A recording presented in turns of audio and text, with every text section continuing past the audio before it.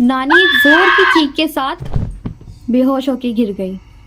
आखिर नानी ने ऐसा क्या देखा कि वो इतनी ज़ोर से चिल्लाई। ये कहानी सूरज की है और ये कहानी उसको उसकी नानी ने सुनाई थी। ये कहानी सराल गांव की है जहाँ पर उसकी नानी रहा करती थी। उसकी नानी के घर के साथ एक घर था जो लोग रिश्ते में मेरे नाना ही लगते थे।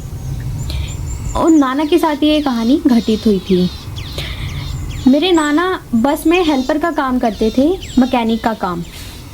एक रात वे बस से अपने घर को लौट रहे थे तो रास्ते में उन्होंने एक औरत को एकदम सुनसान जगह खड़ा देखा।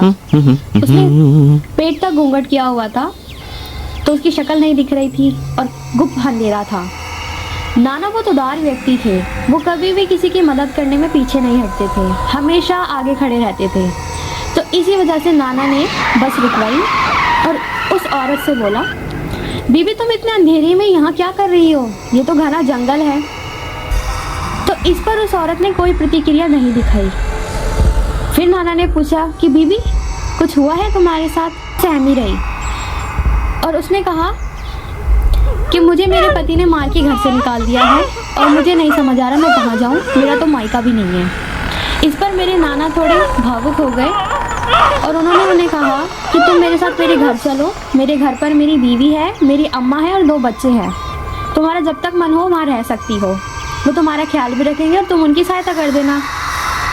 इस बात को सुनकर उस औरत ने हाँ में सिर हिलाया और नाना जी के साथ बस में सवार हो गई। थोड़ी देर बाद नाना जी उस औरत को लेके घर पहुँचे। दरवाजे पे खड़े ही थे कि अम्मा और नानी उन्हें घूरने लग गई। अम्मा नाना की माँ थी तो वो उनसे पूछते हैं कि ये किसे साथ में लेकर आ गई इतनी रात को?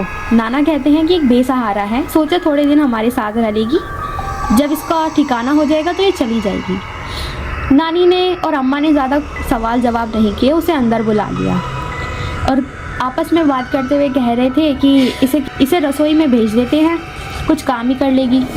इस पर नानी ने उन्हें कहा कि खाना बनाना जानती हो? उस महिला ने हाँ में सिर हिलाया और उसे रसोई घर में भेज दिया।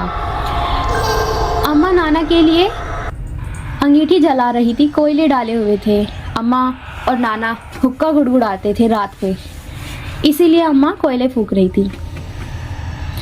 उस औरत रसोई में गए, आधा घंटा बीत चुका था पर रसोई घर से कोई आवाज़ नहीं आ रही थी, ना ही बर्तनों की ना ही कुछ कटने की।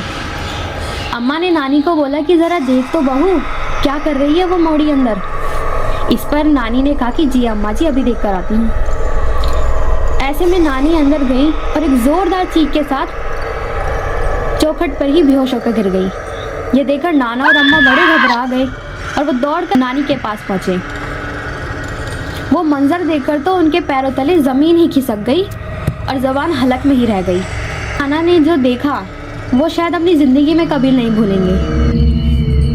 वो औरत घूंघट वाली अपने दोनों पैर चूल्हे में डालकर बैठी हुई थी और रसोई घर में रखी मच्छी को कच्चा चबा रही थी। वो एक भूखे जानवर की तरह उसका मांस नोच रही थी। ये सब देखकर तो बहुत डर गए सब, पर अम्मा ने अपनी समझदारी का सबूत देते हुए तुरंत दौड़ लगाई, अंगीठी से जलते हुए कोयले उठाए और उस घूंघट वाली औरत पर फेंकने शुरू कर दिए एक के बाद एक।